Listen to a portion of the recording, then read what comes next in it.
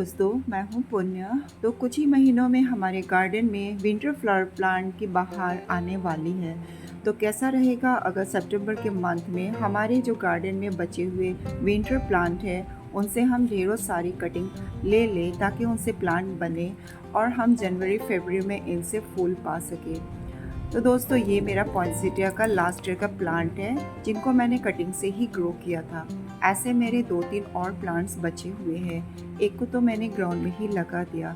तो मैं आज सोच रही हूँ करके कि मैं अपने गार्डन में बचे हुए जितने भी विंटर फ्लावर प्लांट हैं उनसे मैं कुछ कटिंग ले लूँ ताकि बहुत सारे प्लांट्स मैं फ्री में रेडी कर सकूँ।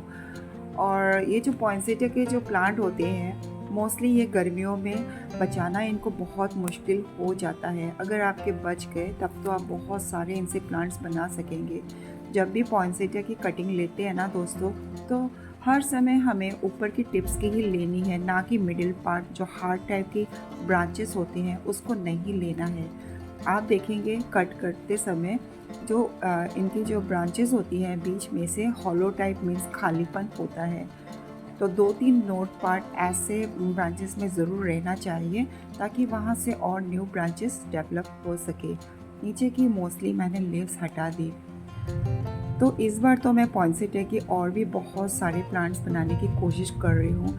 जब इनके लीव मैच्योर होके ऊपर में जो रेड या पिंक या वाइट इस तरह के ऊपर के जो फ्लावर्स आते हैं तो गार्डन को एक बहुत ज़्यादा ब्राइटफुल बना देते हैं।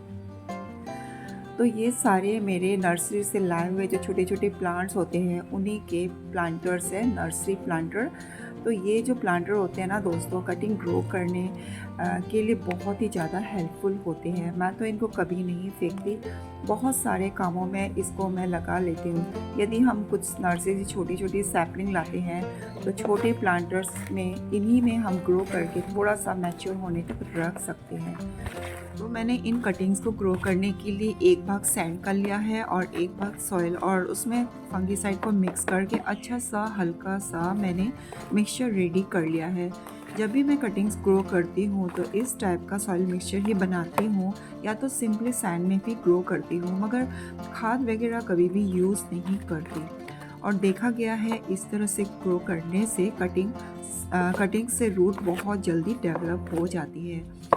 तो अभी मैं जितनी भी कटिंग्स ग्रो करूँगी विंटर फ्लावर प्लांट के, अगर ये सारे सक्सेस हो जाए तब तो मेरा एक साइड से खर्चा बच जाएगा और उन पैसों से मैं दूसरे फ्लावरिंग प्लांट ला सकूँगी।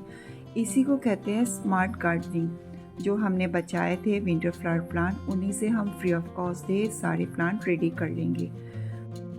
आप लोगों को मे बी ये कटिंग्स थोड़े से मुरझाए हुए दिख रहे होंगे क्योंकि जैसे ही मैंने कटिंग ली उनको तुरंत मैं ग्रो नहीं कर सकी, मगर इसमें कोई चिंता करने वाली बात नहीं है, ये बहुत ही इजीली सरवाइव हो जाएंगे।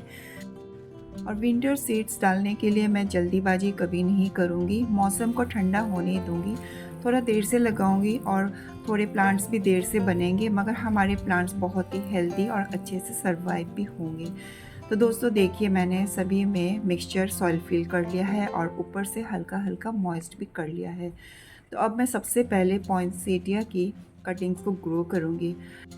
कटिंग लगाते समय कोई भी हार्मोन का यूज़ करना बहुत ज़रूरी हो जाता है। वैसे तो अगर सिंपली भी लगाए तो लग जाएगी, मगर थोड़ा सा कटिंग्स ख़राब होने के चांसेस होती है। तो अभी तो मैं रूटन हार्मोन को ही यूज़ कर रही हूँ। घर में जो भी अगर आपके घर में अवेलेबल है, अगर एलोवेरा जेल, हल्दी पाउडर, किसी को भी अभी अगर आप यूज़ करेंगे तो कटिंग्स ग्रो करने के लिए बहुत ही ज़्यादा हेल्पफुल हो जाता है। अब मैं अपने गार्डन के लिए ये बेगोनिया की कटिंग्स को लगाने जा रही हूँ। ये सारी जितनी भी कटिंग्स है मैंने अपने पिछले साल के फ्लावर प्लांट जो बचा के रखे हुए हैं उन्हीं से लिया है। वैसे देखा जाए तो ये पूरे साल भर इसमें फ्लावर्स आते रहते हैं, मगर विंटर्स में इसमें बहुत ज़्यादा फ्लावर्स आप लोग को नज़र आएंगे, बहुत इजीली सरवाइव भी हो जाती है। जब भी दोस्तों मैं कटिंग्स लेती हूँ तब इनके जो नीचे की ज़्यादातर लीव्स को मैं हटा देती हूँ ताकि कटिंग्स बहुत ही हल्की हो जाए और रूट इसमें जल्दी से जल्दी डेवलप हो। दोस्तों, विंटर गार्डन को रेडी करने में बहुत ज़्यादा मेहनत लगती है। समर गार्डन के मुताबिक विंटर गार्डन में बहुत ज़्यादा मेहनत होती है। जो हम सीड से ग्रो करते हैं उससे एक मैच्योर प्लांट बनने में जब तक उसमें फूल आए पूरे 3 महीने के करीब लग जाता है। तब तक हमें उस प्लांट की बहुत अच्छी से केयर करनी पड़ती है। खाद का ध्यान रखना पड़ता है, पानी का ध्यान रखना पड़ता है और सनलाइट का। बारिश आए तो उसको बारिश से भी बचाना पड़ता है। तो दोस्तों देखिए, मैंने एक ही प्लांट में 3-4 कटिंग्स लगा ली, क्योंकि इसको ज़्यादा प्रॉब्लम नहीं होता है ग्रो होने में। कुछ हफ्तों में ही इसमें रूट आ जाएंगी, तब इसमें से फिर से एक एक को निकाल कर मैं एक एक प्लांटर फिर से रेडी कर दूँगी। अब देखिए, अब मैं ये डैंटस की कुछ कटिंग ग्रो कर रही हूँ। हमारे यहाँ पर डैंटस बहुत ही मुश्किल से सर्वाइव रहते हैं समर में। वैसे तो सर्वाइव होते रहते हैं, मगर जब बारिश का सीज़न स्टार्ट होता है, जितना भी केयर कर लो धीरे धीरे सब प्लांट्स ख़राब हो जाते हैं। बड़ी मुश्किल से मैंने 1-2 डैंटस के प्लांट को बचा के रखा हुआ है। लास्ट ईयर भी मेरा यही हाल था। तो डेंटस के मुझे मजबूरी में कुछ प्लांट्स तो ख़रीदने पड़ते हैं, मगर जो बचे हुए प्लांट हैं उससे से मैंने कटिंग्स बनाई हैं। अब मैं ये मैरीगोल्ड की कुछ कटिंग्स लगा रही हूँ। दोस्तों, ये फ्रेंच मैरीगोल्ड की कटिंग है।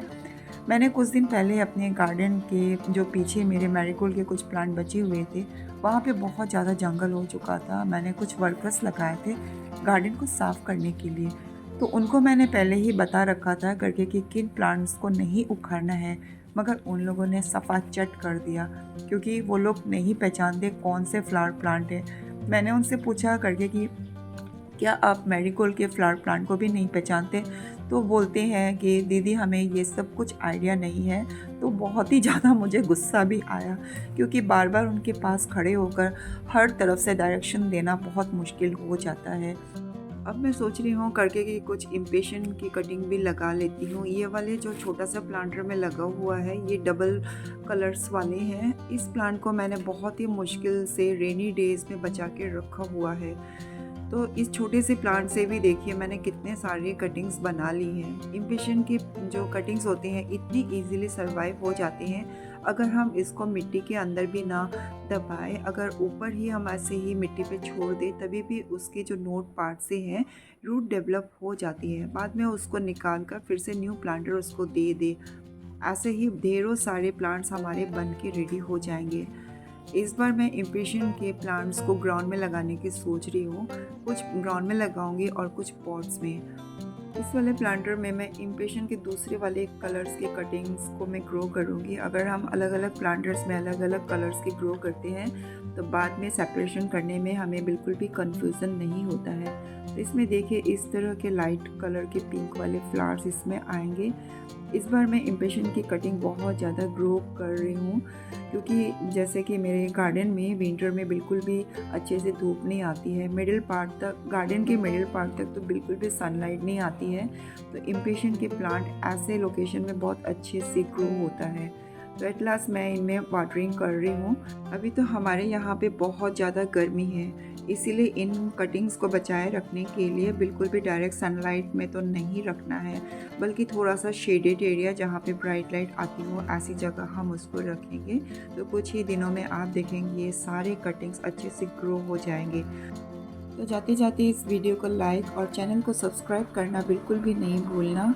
तो अपने और अपने गार्डन का ढेर सारा ख्याल रखिए दोस्तों। Keep gardening, happy gardening, bye bye.